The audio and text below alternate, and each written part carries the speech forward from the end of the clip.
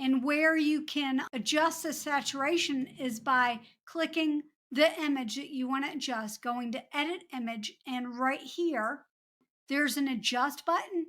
And right there, you can adjust the saturation and change the contrast.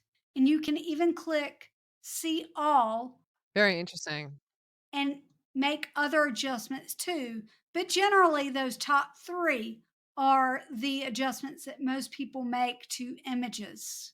And of course, so now I've adjusted this one a little bit, and you can remove the background either before or after you adjust the image. You can go a little bit too high on the saturation, but even just a little makes it better.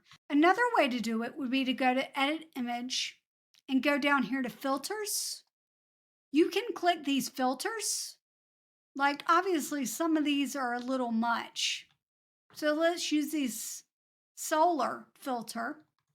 Guess what? Now, when I go to edit image, the adjust has already done some adjusting for me. This is so cool. I can make some small adjustments here to make it even better than just that filter. But the filter gives it a great starting point. One video on your screen is going to be what YouTube recommends. On the other side of the screen is what I think you should watch. See you later. Bye.